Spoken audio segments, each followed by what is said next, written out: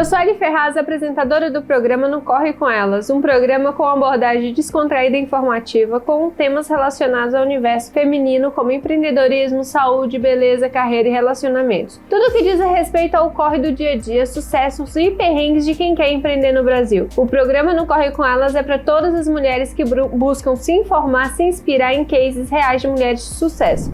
Hoje a nossa convidada é a doutora Marina Cardoso.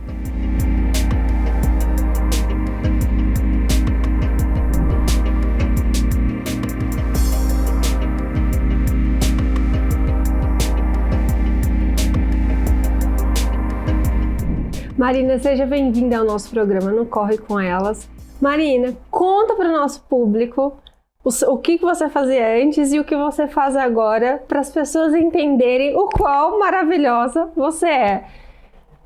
Como que começou sua trajetória? Como que foi sua transição de carreira? Porque, gente, ela fez uma transição de carreira, sim, foi da água para o vinho, completamente.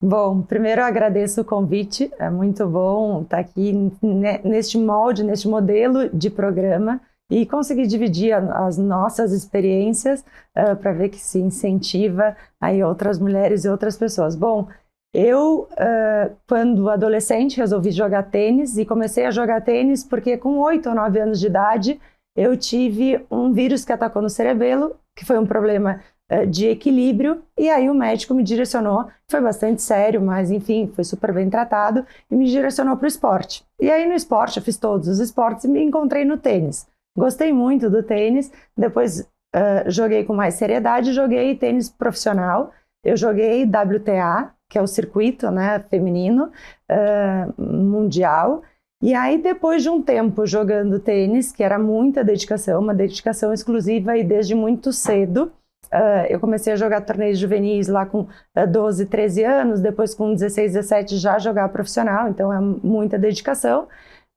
Eu joguei o tênis e me dediquei. E aí, depois de um tempo jogando profissional, 3 anos que eu joguei o circuito e viajando bastante, porque viajava o mundo inteiro, porque eram poucos os torneios, ainda são poucos os torneios femininos profissionais no Brasil, eu viajava muito, e com toda essa dedicação eu cansei e fiquei com vontade de estudar. Mas eu não sabia o que eu queria estudar, eu sabia que eu tinha vontade de mudar. E aí foi por exclusão que eu escolhi o direito. Eu pensei, evidentemente, em educação física ou medicina, porque era algo mais dinâmico, e o meu pai, como um bom advogado, me convenceu a fazer direito. E eu adorei a faculdade de direito desde o primeiro momento que eu entrei, eu fiquei super apaixonada. Da minha forma ariana e intensa de ser, eu fiz a faculdade de Direito em 3 anos, que normalmente são 5. Eu queria recuperar aquele tempo que eu achava que eu tinha perdido jogando tênis, então eu fazia 10 créditos para os semestres, nas férias eu fazia crédito, e eu fiquei realmente apaixonada pelo direito, e durante a faculdade já me encantou o direito de família, que é com que eu trabalho hoje como advogada de direito de família e sucessões. Jesus, eu falei, gente, ela saiu da água pro vinho. Marina, e como que foi essa transição, assim, na hora que você decidiu fazer direito, você foi pro direito de família, essa paixão, você se dedicou e tudo mais, mas foi fácil tomar essa decisão na época ou, tipo, você sofreu, nossa, eu vou ter que largar um para começar o outro, será que eu vou me adaptar, será que, como que vai ser? Tiveram muitas dúvidas, afinal de contas, era muito nova, né? Houve, sim, várias dúvidas no momento de troca, até porque eu não sabia o que eu ia querer fazer de profissão. Antes de iniciar até a faculdade, a minha irmã, que é advogada, me ofereceu um estágio para ver se eu ia conseguir sair das quadras de tênis, do sol, daquele clima que o esporte propõe, para dentro de um escritório. Então, antes mesmo de começar a faculdade, que tinha um tempo, claro, um período, era início do ano, julho, eu comecei a estagiar no escritório da minha irmã, que não tem nada a ver com direito de família, um escritório muito grande, que ela presta serviço para bancos e tudo mais, mas eu gostei daquela dinâmica de escritório, e eu acho que a partir do momento que eu comecei a me dedicar na faculdade, comecei a gostar de estudar, eu tive a certeza do que eu queria ser. E eu sempre tive certeza que eu queria ser advogada, porque o direito abre muitos campos. Você pode fazer concurso para juíza, promotora, cartório, ou enfim, muita gente faz direito e não trabalha no meio jurídico. Mas eu gostei e fiquei assim muito apaixonada pelo direito e muito pelo direito de família, que realmente tem que ser porque é uma dedicação bastante intensa e que eu faço muita relação com o esporte, né? O esporte e porque o direito de família, as pessoas me perguntam, eu não sei responder, estou procurando na minha terapia até então, mas acho que é porque tem muitos desafios e eu gosto de desafios, tem toda essa questão de conquistas, né? Então que realmente tomam conta, tem essa adrenalina de conseguir decisões judiciais que mudam realmente a vida das pessoas.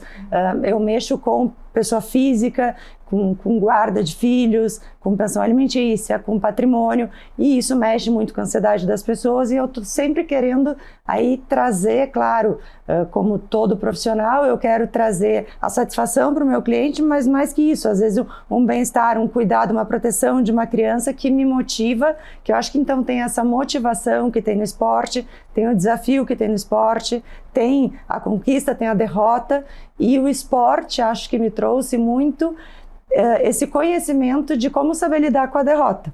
Porque na carreira como atleta e como atleta profissional, a gente muito mais perde do que ganha. E aí essa questão de saber lidar com a derrota, acho que me ajudou muito na minha vida profissional como advogada. Outra pergunta, quando é que você fundou o escritório? Que aí você saiu da faculdade, você fez o estágio antes de entrar na faculdade, que aí você já teve certeza da carreira que você estava seguindo, e aí formou, foi para direito de família. Quando é que você resolveu, falou assim, agora é a hora de eu ter o meu escritório, eu ter a minha cara, que para quem não sabe, o escritório dela trabalha só mulheres, e são mulheres incríveis. Quando foi que você resolveu fundar seu escritório com o teu nome, o Marina Cardoso Dinamarco, e quais foram os desafios que você enfrentou e enfrenta até hoje para expandir tua marca, já que seu nome, né, é sua marca? Bom, na faculdade eu fazia estágio na parte da tarde, tinha aula de manhã e tinha aula à noite, porque eu fazia os 10 créditos, né? Então, depois eu parei de estagiar, fiz aqueles projetos de pesquisa, mais na parte acadêmica, e no último semestre, quando eu tive prática jurídica, uma professora me convidou para ser sócia dela, lá em Porto Alegre, a Claudine, que é uma grande amiga, e assim que eu saí da faculdade, antes mesmo de eu sair, eu tinha passado na prova da ordem, que lá, aquela época, que já faz muito tempo, não era possível, mas eu consegui, mediante o mandato de segurança. Aí quando eu me formei, eu já tinha a carteira da ordem, e abri um escritório com ela lá em Porto Alegre. E claro, como um escritório novo, a gente fazia de tudo, né? Não tinha, era um clínico geral, a gente não podia escolher, mas eu sempre tocava as ações de direito de família. E aí eu fiquei com a Claudine sócia lá em Porto Alegre. Depois eu convidei um professor, foi da pós-graduação que eu fiz na PUC lá do Rio Grande do Sul, de direito de família, que é o professor Rolf Madaleno. Eu convidei ele para abrir a sociedade aqui em São Paulo. A minha irmã já estava aqui em São Paulo, a minha família me deu muito suporte, muito apoio. Eu, naquele momento, não conseguia ficar longe da minha sobrinha, que era recém-nascida. E era recém-nascida não, ela já tinha uns 3 anos, e eu era realmente muito grudada com ela, eu sou muito grudada à minha família. E a minha irmã veio morar em São Paulo. E ela perguntou, por que não convidas o Rolf Madaleno para ser teu sócio? Aí eu convidei, e eu abri o escritório com o Rolf Madaleno, com a Berta Vepo, o Daniel Vanetti, em 2010 aqui em São Paulo. Nós ficamos sócios, já tinha o meu nome, sempre teve meu nome lá com a Claudine, mas aí mudei a sociedade, vim para São Paulo, fiquei sócia deles até final de 2014, 2015, que o Rolf não estava conseguindo vir a São Paulo com tanta regularidade e tudo mais, a gente desfez a sociedade, e aí desde 2015 o escritório tem o meu nome. E aí desde então, desde a saída do Rolf, que é um advogado homem, não sei, até por causa do costume dele, que sempre trabalhou com mulheres, eu acho que eu gostei disso. O meu escritório tem só mulheres, e hoje tenho como sócia a Gabriela, a Juliana e a Luísa, que são minhas sócias e também compõem a banca do escritório. Também faço questão que elas estejam como sócias, porque eu acho que desde aquele início que eu trabalhei com a minha irmã num escritório bastante grande, eu tive a certeza que eu não queria ganhar sozinha. Eu queria que as pessoas que trabalhassem comigo ganhassem junto comigo. Um time. Um time, exato. Como no esporte. Na verdade, o meu esporte é um esporte, o tênis é um esporte individual. E é muito importante o esporte individual, porque tu tem que ali te virar sozinha, né? Mas claro, tem um trabalho em equipe, tu tem teu treinador, tu tem fisioterapeuta, tu tem psicólogo e tal. É sempre o trabalho em equipe, mas eu acho que essa ideia de querer que os outros ganhem é que eu vi um modelo de um escritório realmente muito grande, com muitos profissionais que têm aí 2 sócios que se destacam, e eu queria uma coisa diferente para mim. E eu acho que funciona. Claro que nessa minha caminhada, desde 2006, final de 2006 que eu estou formada, mas nesse modelo, depois que eu fiquei sozinha no escritório e tal, eu tive algumas decepções, porque a gente abre o coração, eu sou uma pessoa realmente de coração bastante aberto, tem decepções, mas hoje eu estou muito feliz com a composição que a gente está, que além de sócias que têm o mesmo propósito, tem uma amizade muito grande que eu acho que ajuda manter. Não, isso é muito importante, né? Outro dia eu tava falando com as meninas, assim, que me perguntaram como que você lida para ter sócios, como que tá sendo, porque a gente fez a captação na JUS, enfim. E, cara, a minha principal sócia é a minha melhor amiga, e que tá até aqui, né? A Cláudia. Inclusive, é uma das minhas redes de apoio, que a tia, eu brinco com ela e falo assim, diz que Uber tia Cláudia. Diz que Uber tia Cláudia busca a Helena, me ajuda, volta, traz bolinho pra mim, porque lembra que eu estou grávida e eu preciso comer. e assim, porque a sociedade é um casamento, né, Marina? Sem dúvida. E sem a outra parte do casamento do homem e da mulher. Então, precisa ser muito fair e muito transparente, desde o momento zero até a dissolução desse casamento, senão a gente sabe o litígio que vai levando pro lado, brincando assim. Como que você lida com a gestão de um escritório e atendimento ao cliente? Porque você atende seus clientes, né? Mas o escritório também precisa gerir, precisa estar rodando sozinho caso você não esteja. Como que você concilia essas duas coisas?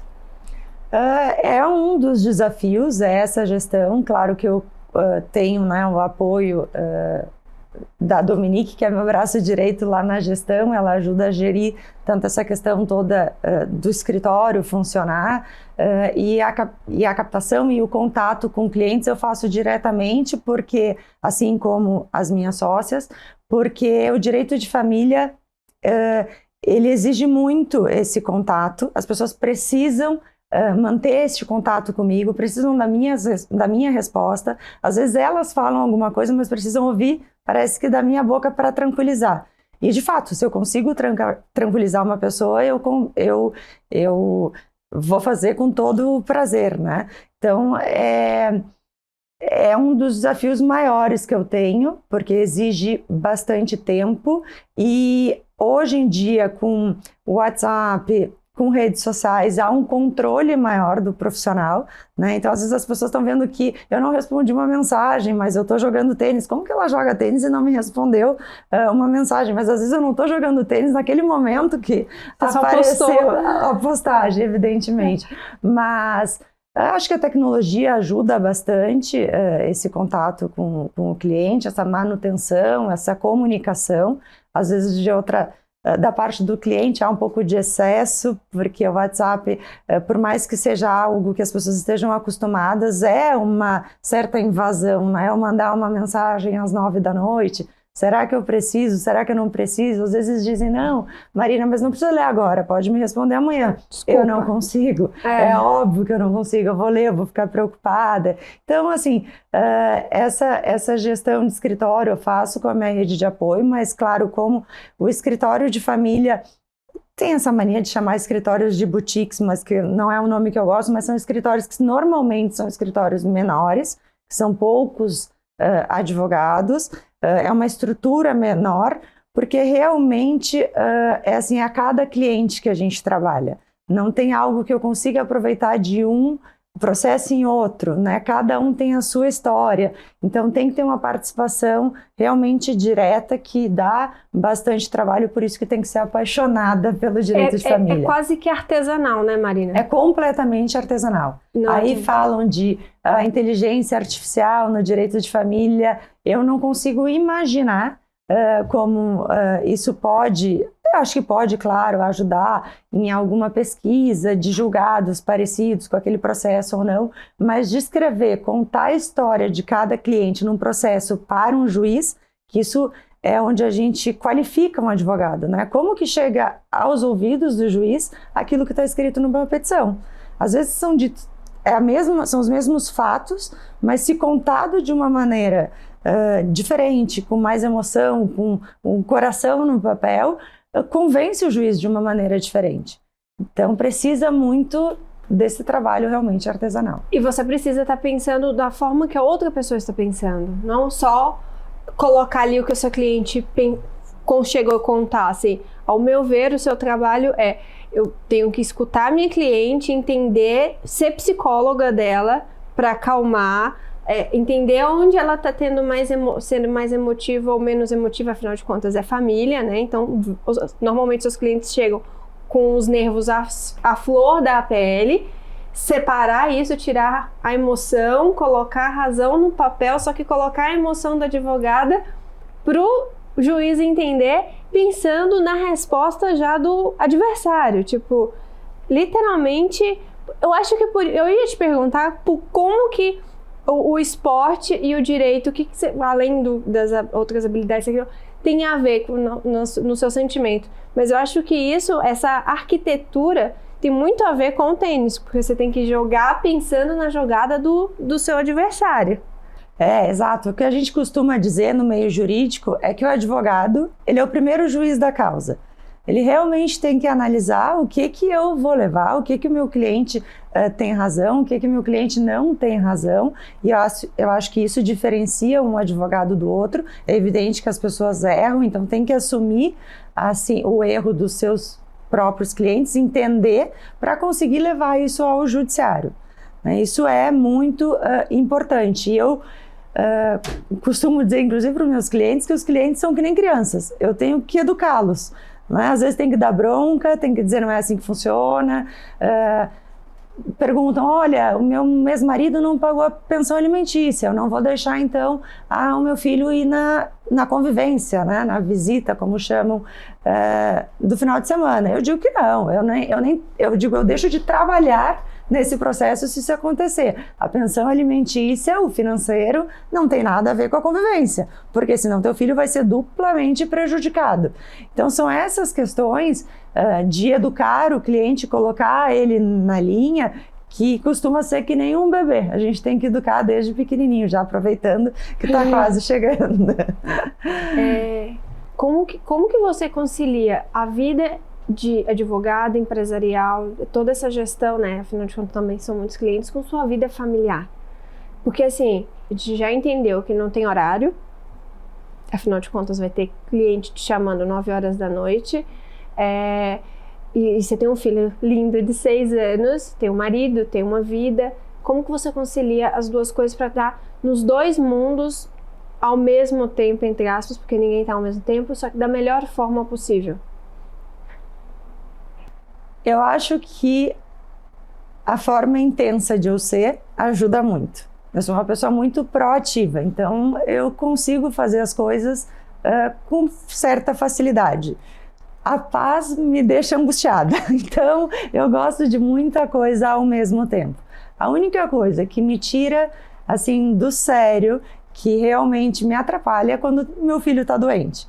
Aí realmente é algo que me deixa preocupada, e aí, né, a preferência, são prioridades, que aí sempre eu dou preferência para ele, mas sempre procuro, quando eu estou com a minha família, realmente estar, de brincar, de jantar com meu marido. O fato, acho que o meu marido ser advogado me entende um pouco melhor, apesar de a advocacia dele ser completamente diferente da minha, é uma parte mais empresarial, com pessoas jurídicas, não tem tanto esse contato corpo a corpo com o cliente, mas eu lido de uma forma super bem com isso. consigo hoje, eu acho que com a maturidade, lidar melhor. Antigamente, eu tinha muita dificuldade de chegar no escritório depois das 9 da manhã. Eu imaginava que eu tinha que estar ali como se fosse uma quadra de tênis, que eu ia perder um WO. Se eu não tivesse, mesmo eu sendo a dona do escritório, a sócia, eu tinha muita dificuldade. Mas com a maturidade, com o passar do tempo, eu aprendi a delegar um pouco, a delegar com as sócias, né, para poder curtir tanto um quanto o outro, mas como realmente eu gosto muito do que eu faço, eu gosto muito do direito de família, apesar de eu reclamar que os clientes mandam 9 da noite, eu até fui sucinta, porque às vezes são 3 da manhã, são 11 da noite, final de semana, e eu brinco que a gente tem que diferenciar o que realmente é algo urgente, o que é ansiedade, porque claro, se for algo urgente, eu paro tudo que eu estou fazendo de lazer e vou atender um cliente, ou digo, é ansiedade, a gente fala na segunda-feira, mas o fato de eu gostar muito do que eu faço, e o direito de família tem que ser um grande apaixonado, porque senão não dá certo, transforma aquela velha história, né, do trabalho em um lazer, que daí não é mais trabalho. Entendi. Você sabe que eu estava com uma outra convidada outro dia, e ela falou comigo, ela é médica, e ela falou assim comigo, Ellie, é paixão. A gente tem que amar muito o que a gente faz, e isso independente do que a gente fizer. E eu concordo, porque outro dia eu falei a mesma coisa. Se a gente gosta e organiza, se tem organização, a gente está com 80% do caminho ganho, do jogo ganho. Agora, e se ama, então, você vai equilibrando, né, Marina? E quais são as dicas que você dá hoje para uma mulher que gostaria de empreender, ter o próprio escritório, fazer direito, que sonha com essa vida, só que ao mesmo tempo tem medo de não conseguir ter uma família, medo de não conseguir nem ser uma mulher de carreira como você, mas também de não conseguir a família e fica, sabe, em cima do muro, porque hoje em dia ainda tem muitos julgamentos, a gente sabe disso, infelizmente. Então, qual conselho você daria hoje? O meu julgamento, até por lidar e trabalhar com direitos de família, é completamente o contrário. Eu acho que normalmente as mulheres param de trabalhar depois de um casamento. E isso faz com que o marido perca a admiração, aquela admiração que ele tinha antes de casar. Então, meu conselho é sempre que as pessoas não deixem as suas carreiras para dedicar exclusivamente para a família, porque eu acho que isso modifica a sistemática ali do casamento e vejo muitos divórcios decorrentes dessa atitude, né? Mas aquelas pessoas que ainda não começaram, eu acho que tem que se entregar de coração aberto, se dedicar. Tudo na vida é dedicação, é treinamento. Se eu não acerto uma bolinha, eu tenho que fazer 1000 vezes. Se eu tenho vontade de estudar, de empreender, eu tenho que realmente me dedicar a isso e entrar de peito aberto. Mas quem trabalha, não deixe de trabalhar, porque tem estudos, inclusive na Inglaterra, que uma mulher que fica 10 anos fora do mercado de trabalho, ela demora 30 para se recolocar se ela não tivesse parado. Ou seja, o que acontece muito? As mulheres casam, às vezes casam até com regime de separação total de bens e deixam seus trabalhos para se dedicar. E aí me perguntam, Marina, eu não vou ter nenhum apartamento? Eu não tenho direito a nenhum apartamento? E depois de todos os anos que eu me dediquei, eu vou dizer não. Partilha de bens não tem. Talvez a gente tenha uma pensão alimentícia, compensatória. Existe essa pensão, mas nem sempre ela te traz aquele padrão que está acostumada. Então, eu acho que essa questão de trabalho, de dedicação, a gente consegue se dedicar à família e aos filhos e ao trabalho ao mesmo tempo, sem dúvida nenhuma. E só aproveitando que você falou isso, e além de tudo, é a própria satisfação pessoal, né? Porque, igual você falou, muitos divórcios acontecem quando a mulher deixa que o cara, o homem, enfim, deixa o parceiro, deixa de admirar aquela pessoa que está do lado, que conheceu de um jeito, de repente ela se transformou em outra, porque perdeu a vida, perdeu o brilho, perdeu, assim, os assuntos, porque, assim, uma mulher que fica dentro de casa 24 horas por dia, só cuidando da casa e do filho, chega um ponto que realmente não tem, eu falo por mim, assim, eu tive uma fase que eu fiquei bem mais quieta, que eu tava diminuindo, trocando de carreira, chegava um ponto que o Fred chegava em casa pra falar, e aí, como foi seu dia? E eu, normal. A Helena acordou, dormiu, acordou, dormiu. Eu acho que além de não ter assunto, fica com mais tempo de pensar bobagem. Exato. Mais tempo para um ciúme, mais tempo para arranjar problema. E nem sempre essas mulheres que deixam de trabalhar se dedicam aos filhos. Vejo muito mulheres que param de trabalhar e aí se dedicam mais para si própria, tem uma transferência, uma terceirização de cuidado dos filhos. Então, às vezes, não é exclusivamente o trabalho, né? Então, tem que diferenciar. E então, eu sempre aconselho, falo para amigas, não deixem de trabalhar, até tem pessoas que brincam comigo, mas é sempre isso que eu falo. Se tiver um bom trabalho, algo que lhe satisfaça, não só pelo recurso financeiro, porque o recurso financeiro, hoje ele pode ser baixo e não ser importante nem para custear o valor de uma babá que cuidaria de um filho, que isso é uma desculpa que eu escuto bastante.